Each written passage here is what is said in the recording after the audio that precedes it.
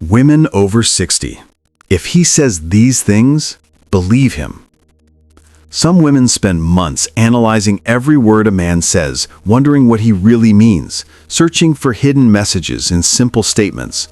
But the truth is far simpler than we make it. When a man speaks from genuine intention, his words don't need interpretation. They land clearly, align with his actions, and create the kind of certainty that feels like relief. The problem isn't that men are complicated. It's that we've been trained to doubt our own reading of situations, to second-guess what we clearly heard, to make excuses for inconsistency instead of recognizing clarity when it's right in front of us. We've become so accustomed to words that mean nothing that we've forgotten what it feels like when someone says exactly what they mean and follows through accordingly. Maya Angelou understood this perfectly when she said, "When someone shows you who they are, believe them the first time." The same wisdom applies to what men tell us directly. Not everything requires analysis. Some statements are simply true, and the man saying them is giving you information you can trust. At 60 and beyond, we don't have time for ambiguity or translation work. We need clear signals, honest communication, and the confidence to believe what we're hearing when it matches what we're seeing. That's what today's conversation is about, recognizing the statements that deserve your trust because they come from men who mean what they say. If you're tired of overanalyzing and ready for relationships built on clear, honest communication, you're in the right place. This channel exists for women like us who want depth, authenticity, and practical wisdom about love and life after 50. Consider joining our community by subscribing. We're building something real here, where truth matters more than performance. I'm not looking to rush this. Carol had been dating Richard for about a month when he said this over coffee one morning, and something in her chest loosened, a tension she hadn't realized she'd been carrying. She'd spent so many first months with men who treated connection like a race, who measured progress by how quickly they could move from one milestone to the next, as if love were something you could rush into existence through sheer momentum.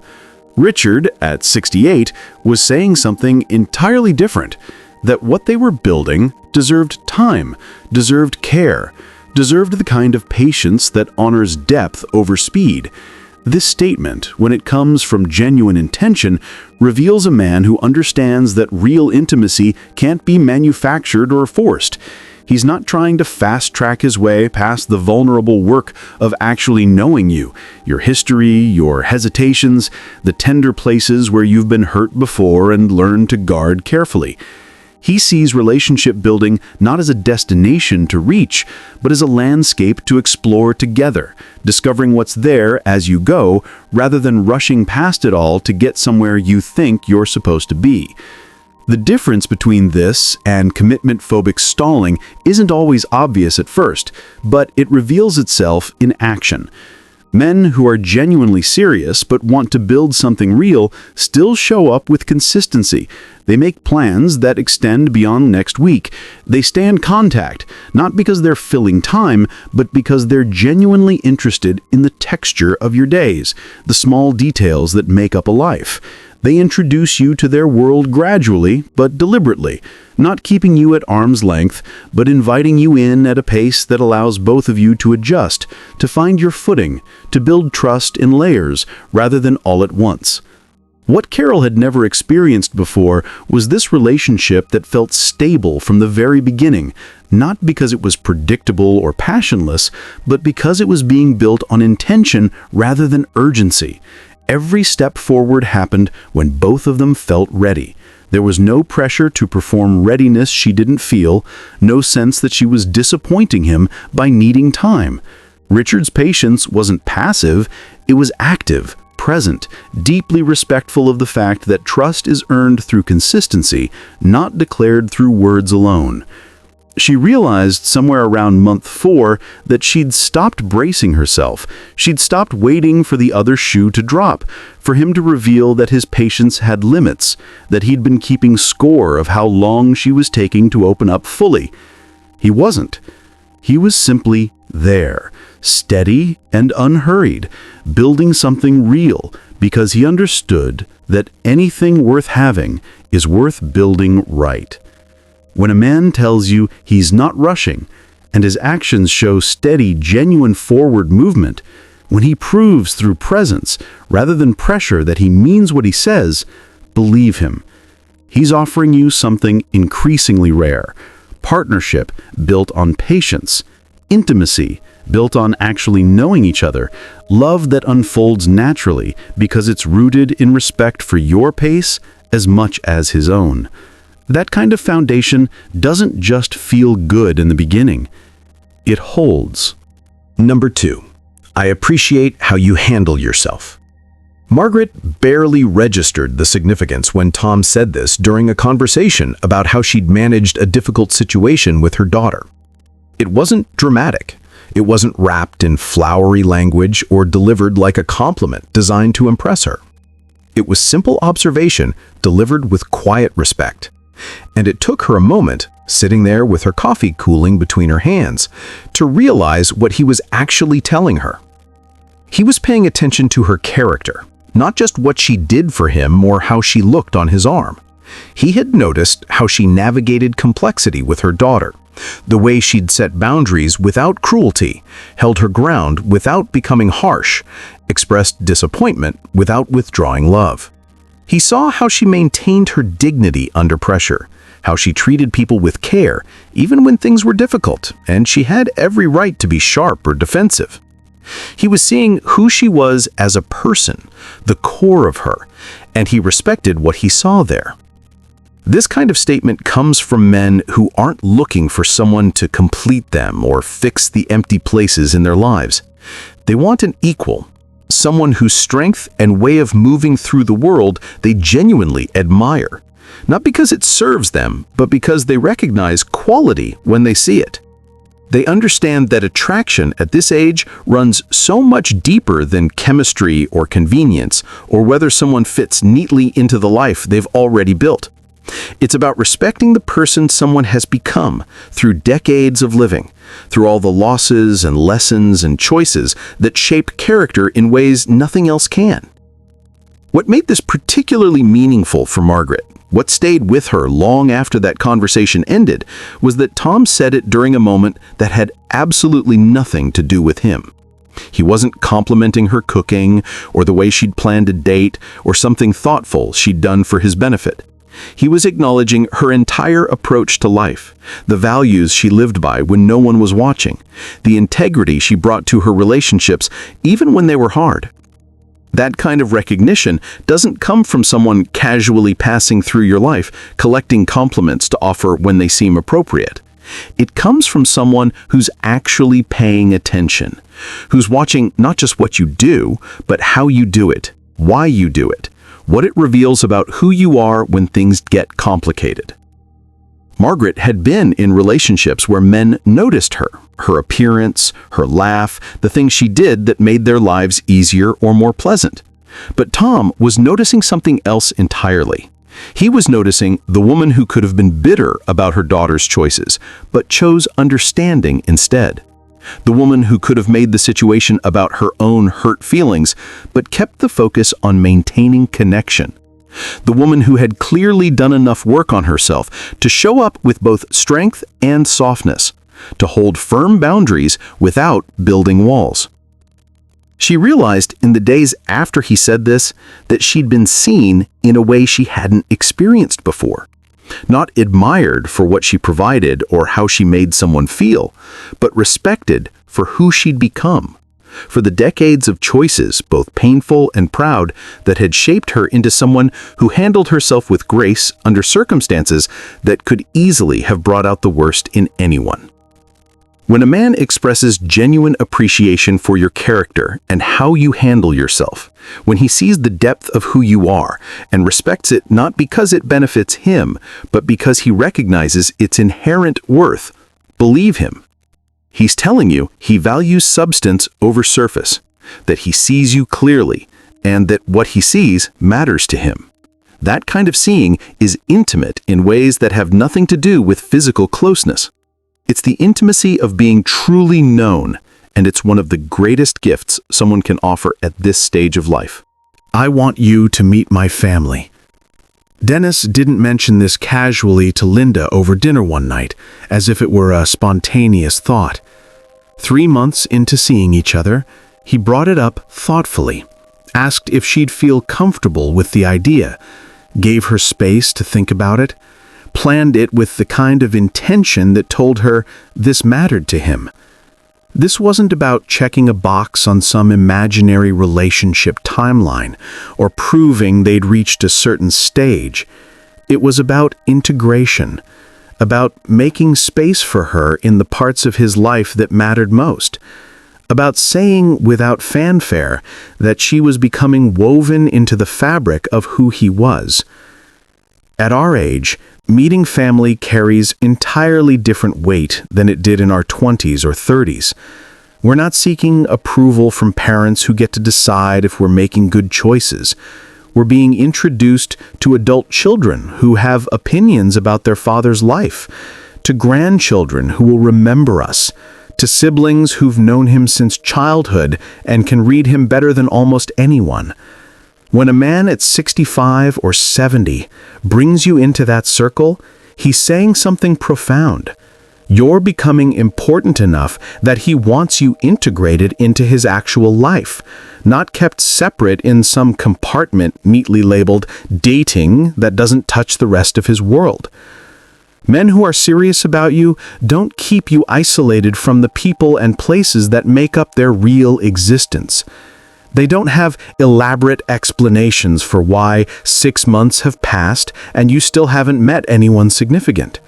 They don't treat their romantic life as something that happens in a separate sphere from their family life, their friendships, the communities they belong to. They actively look for opportunities to blend your worlds because they're thinking long-term, and long-term doesn't work when someone is perpetually compartmentalized, always kept at the edges rather than welcomed into the center. What struck Linda most, what she remembered more than the actual meeting itself, was how naturally Dennis spoke about her when making introductions. There was ease in the way he included her in conversations, the way he touched her shoulder when sharing a story she'd told him, the way his daughter looked at him and smiled with something Linda recognized as relief. These weren't the stiff, careful movements of someone performing meeting the family as an obligation. Dennis genuinely wanted his family to know her, and her to know them, because he understood that what he was building with Linda extended beyond just the two of them. It had to touch the rest of his life, had to fit into the larger context of who he was and how he lived, or it wasn't real in the way he needed it to be. This also revealed something Linda hadn't fully grasped until that afternoon. Dennis had been talking about her. His daughter knew about Linda's work with the garden club. His son-in-law mentioned the trip to Santa Fe she'd told Dennis about weeks ago. His granddaughter asked if she was the one who baked the lemon cake Dennis had raved about. They already knew who she was before meeting her, which meant she'd been on his mind, part of his private conversations with the people he loved most, present in his life even when she wasn't physically there. She wasn't a secret or an afterthought. She was someone he'd been wanting them to meet, someone he spoke about with enough frequency and warmth that they were curious, welcoming, ready to make space for her too. Linda realized that day something that changed how she understood what they were building. Dennis wasn't dating her to fill lonely evenings or to have companionship on his terms when it was convenient. He was making room for her in the whole of his life, the messy, complicated, beautiful whole that included adult children with their own opinions, family traditions she'd need to learn, histories and inside jokes and dynamics that existed long before she arrived. He was inviting her into all of that, not because it was easy, but because he saw a future where she belonged there, where her absence would be felt, where she wasn't a guest, but part of the family itself. When a man wants to introduce you to his family and does so with genuine warmth and intention, when he prepares them to welcome you and prepares you to meet them, when he speaks about you with ease and pride, when integration feels natural rather than forced, believe him. He's showing you that you're not temporary, not compartmentalized, not someone he's keeping separate from his real life until he decides if you're worth the trouble. You're already woven in, already part of how he thinks about his future, already belonging in ways that extend far beyond just the two of you. Number 4, that must have been really hard. Patricia was sharing something painful from her past with James, something about the years she'd spent caring for her late husband through his illness, the isolation of it, the way grief had reshaped her into someone she barely recognized for a long time afterward. She hadn't planned to go this deep this soon, but the conversation had opened naturally, and James had asked a question that invited honesty rather than the polished version she usually offered. When she finished, there was a pause, and then he said these simple words, "That must have been really hard." Not advice about what she should do with those feelings now. Not a comparison to his own experiences of loss, as if matching pain for pain would somehow create connection. Not rushing to fix or minimize or redirect the conversation toward lighter territory because her sadness made him uncomfortable. Just acknowledgement. Clear, direct, unadorned, that what she'd been through mattered, that it carried real weight, and that he could hold space for it without needing to make it about himself or solve it for her.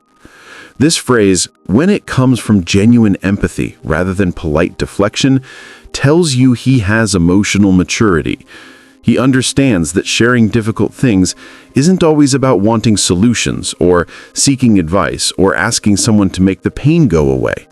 Sometimes it's simply about needing to be heard, to have your experience witnessed and validated by another person who can sit with you in that difficult place without flinching or rushing you through it.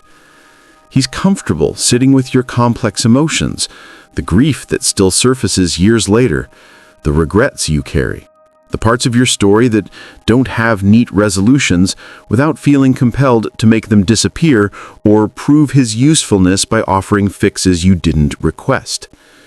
Men who can say this and truly mean it have done their own emotional work. They've faced their own pain, sat with their own complicated feelings long enough to know that being uncomfortable doesn't mean something's wrong. It just means something's real. They're not threatened by your history or your complexity. They don't need you to be uncomplicated or perpetually cheerful or emotionally convenient.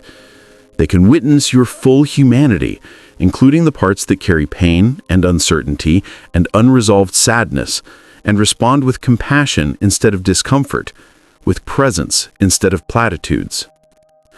Patricia had been in relationships where men handled her vulnerability in one of two ways, both of equally damaging. Some dismissed her feelings entirely, minimizing what she'd been through, suggesting she was dwelling on the past, implying she should be over it by now, as if grief operated on some universal timeline they'd decided she was exceeding. Others immediately told her what she should have done differently, turning her story into a problem they could solve, making her feel foolish for having handled things the way she had, as if their hindsight and distance gave them clarity she's somehow lacked while living through it. James did neither. He listened, not with the half attention of someone waiting for their turn to talk, but with full presence, the kind that makes you feel like nothing else in the room matters more than what you're saying. He acknowledged the reality of her experience without trying to rewrite it or improve it or extract lessons from it. He gave her space to be vulnerable without punishing her for it with judgment or withdrawal, or that subtle shift in energy that says, "This is more than I signed up for." And in that space, Patricia felt something she hadn't felt in years, safe enough to be fully herself, including the parts that weren't healed yet, the parts that might never be completely healed.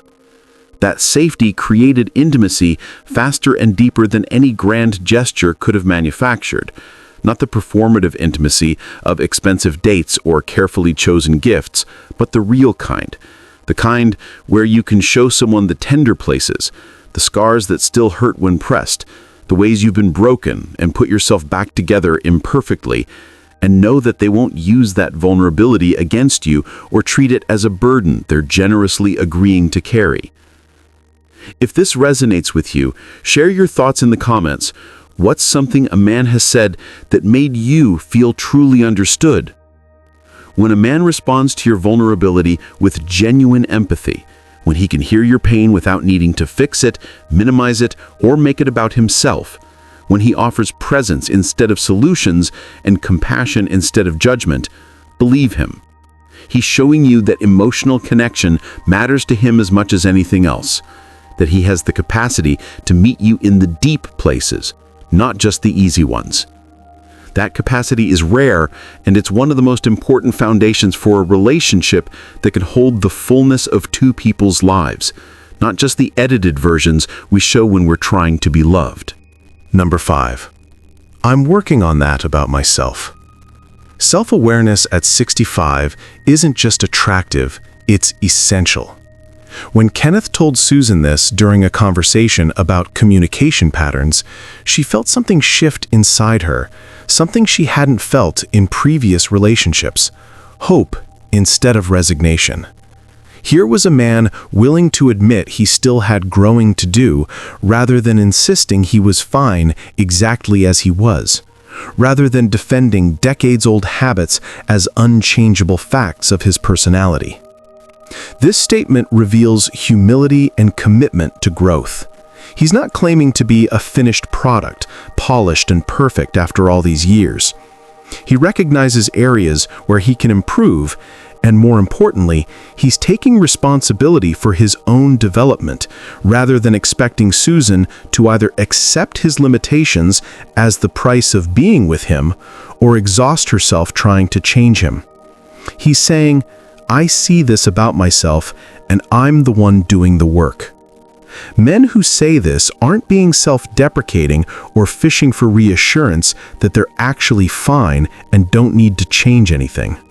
They're being honest about their humanity. They understand that decades of experience doesn't equal perfection, that we all carry patterns that don't serve us well, and they're willing to keep evolving rather than calcifying into rigid behaviors they defend as just who I am, take it or leave it. What mattered to Susan wasn't perfection, it was accountability. When Kenneth noticed himself falling into old habits that didn't serve the relationship, he named it out loud, worked on it privately, and showed measurable change over time. That willingness to be a work in progress made her feel like they could actually build something together, like she wasn't signing up to accommodate fixed patterns that would never shift no matter how much they hurt or limited what was possible between them. This also signals that he values the relationship enough to invest in himself for it. He's not asking Susan to lower her standards or accept behaviors that don't work for her. He's raising his own standards because she matters, because what they're building together matters more than his comfort with staying exactly as he's always been. When a man acknowledges his areas for growth and actively works on them, when you see the evidence of that work over time, not just the promise of it, believe him. He's demonstrating the kind of humility and self-awareness that makes lasting partnership possible. The statements we've talked about today aren't magic phrases or guarantees. They're indicators, signs that a man is speaking from authenticity, that he's aware enough to recognize what matters, and that he values you beyond surface-level attraction. But here's what makes them trustworthy. They're backed by consistency, by follow-through, by actions that match the words. At this stage of life, you deserve relationships where you don't have to decode what you're hearing or convince yourself that words mean something other than what was said. You deserve the clarity of honest communication and the peace of knowing that when someone speaks from genuine care and respect, those words can be trusted.